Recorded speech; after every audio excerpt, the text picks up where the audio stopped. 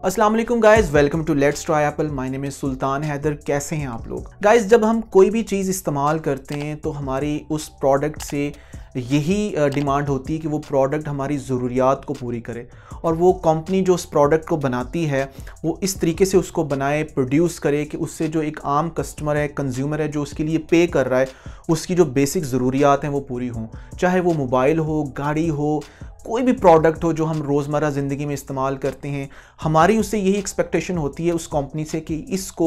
Product को हर तरह से इस तरह बनाया जाए कि ये हमारी ज़रूरत के एन मुताबिक हो। सो इस बात को ही मद्देनज़र रखते हुए मैं आज आपके सामने एप्पल से रिलेटेड बात करने जा रहा हूँ कि एप्पल के कौन से पॉजिटिव और कौन से नेगेटिव एस्पेक्ट्स हैं, और इस बात को एप्पल यूज़र बहुत अच्छे से जानते हैं कि एप्पल की कौन सी ऐसी चीज़ें हैं जो आज भी हम सबको बहुत अच्छी लगती हैं, और वो कौन सी बातें जिसकी वजह से आज भी एप्पल हमारी नज़र में दूसरी कंपनियों के से नीचे चला जाता है। सो गाइस, यहाँ पे मैं उन दोस्तों को भी मुखातिब करके ये बात कर रहा हूँ जो कि एंड्रॉयड यूज़र हैं, जो शायद ये सोच रहे हैं कि ये वीडियो हमारे काम का नहीं है, लेकिन मैं आपको बताता चलूँ कि वो कौन सी ऐसी चीज़ें हैं एप्पल की जो कि उसको दूसरी प्रोडक्ट से ज़्यादा बेहतर बनाती है। कि एप्पल की जो मैन्युफैक्चरिंग है चीज़ों को लेके, यानी उसका जो मटेरियल है, उसकी जो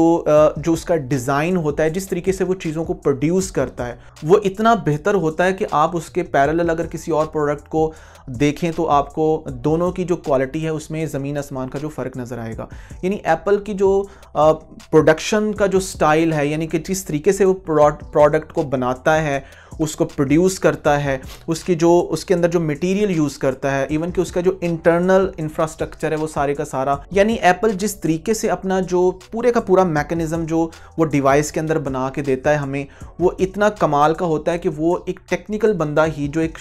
कह लें कि जो रिपेयर करता है, जो कि बोर्ड और इस तरह की ये चीज़ों को जानता है, वो ये बात बता सकता है कि वो किस तरीके से एप्पल उसको बिल्ड करता है, किस तरीके से उसको प्रोड्यूस करता है। यानी एक आम कंपनी जो है वो उस लेवल तक जाके उस क्वालिटी को वो मेंटेन कर ही नहीं सकती। यानी एप्पल का जो मशीन है, इसकी जो प्रोडक्ट हैं, इसके अंदर जो इसका एक मशीन सिस्टम है, किस तरीके का इसका प्रोसेसर है, इसका जो एल्गोरिदम है, सॉफ्टवेयर के साथ इसकी जो कंपैटिबिलिटी है, ये इतनी कमाल की है कि आपको ये सारी चीज़ें दूसरे मोबाइल्स में नहीं मिलती। यही वजह है कि एप्पल के फ़ोन जो होते हैं वो कम लैगी होते हैं, इतना लैग नहीं करते, इतना ज़्यादा ये इसका जो एक्सपीरियंस होता है प्रोडक्ट की यूजेबिलिटी का, सॉफ्टवेयर की यूजेबिलिटी का, वो बहुत ज़्यादा स्मूथ होता है। यानी सेम ऐप अगर आप एक तरफ एप्पल में और दूसरी तरफ किसी एंड्रॉयड फ़ोन में चला के देखें तो आपको ज़मीन आसमान का फ़र्क नज़र आएगा, सिर्फ उनकी यूजेबिलिटी में ही, और जो ओवरऑल एक्सपीरियंस होगा वो तो डिफरेंट होगा ही। तो ये एक एप्पल की बड़ी अच्छी बात है कि इन एप्पल अपने मटीरियल में, अपनी मैन्युफैक्चरिंग में, अपने डिज़ाइन में,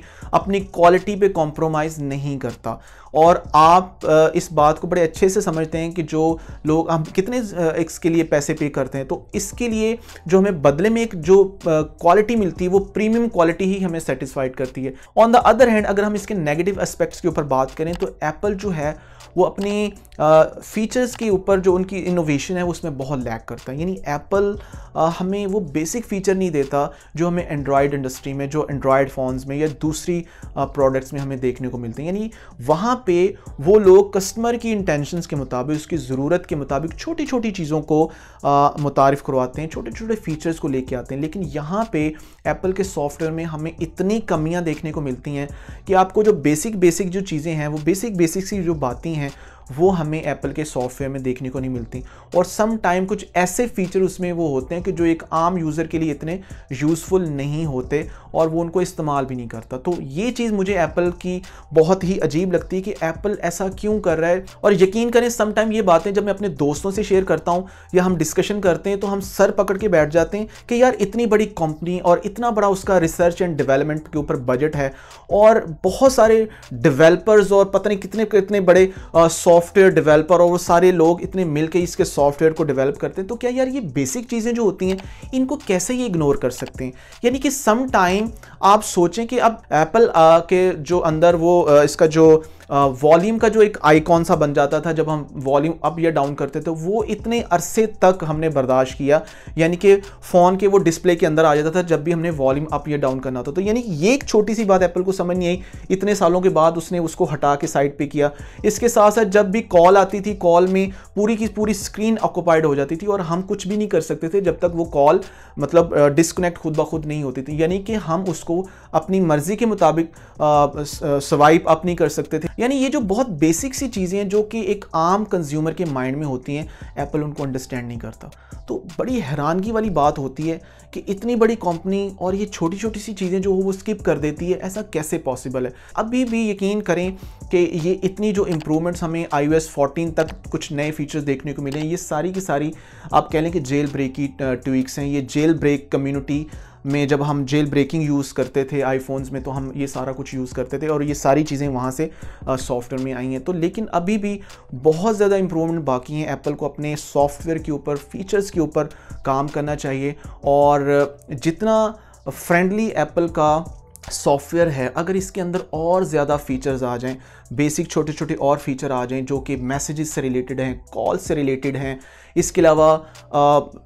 होम स्क्रीन से रिलेटेड है, यानी कि ओवर जो ग्राफिकल अपीयरेंस है उससे रिलेटेड है, तो यकीन करें ये सॉफ्टवेयर मेरा ख्याल है कि तमाम इंडस्ट्री में जितनी भी इंडस्ट्री है डिफरेंट गैजेट्स की जो हम जिसमें हम सॉफ्टवेयर यूज़ करते हैं, उसमें सबसे कमाल का, सबसे बेस्ट सॉफ्टवेयर एप्पल का होगा यूजेबिलिटी के लिहाज से। लेकिन बस ये जो फीचर में लैग कर जाता है एप्पल का जो सॉफ्टवेयर है, इसकी वजह से बहुत सारे लोग इसको पसंद नहीं करते और उसकी वजह से वो एंड्रॉयड फ़ोन्स को में शिफ्ट हो जाए। यानी कि अगर हम इसके सिर्फ ओवरऑल स्ट्रक्चर पे बात करें, इसकी डिवाइस, इसके हार्डवेयर पे बात करें, यानी ओवरऑल मैं बात करने जा रहा हूँ कि इस पूरी वीडियो में एप्पल का जो हार्डवेयर है उसका कोई पैरेलल मुकाबला नहीं कर सकता। यानी उसकी जो मशीन है, उसका जो एल्गोरिदम है, वो जिस स्पीड से काम करता है, जिस तरीके से वो आपको एक यूज़र एक्सपीरियंस देता है, वो अनपैरेलल्ड है। यानी कि उसको कोई भी दूसरा जो कंपनी है वो उसको अचीव नहीं करती। लेकिन सॉफ्टवेयर साइड पे जो फीचर्स हैं, फीचर्स के अंदर एप्पल इतना लैग करता है कि वो वहाँ पे जो एक आम यूज़र है वो बदजन हो जाता है। यानी यहाँ पे वो ये बात करता है कि 1 लाख वाले फ़ोन के अंदर ये चीज़ नहीं है,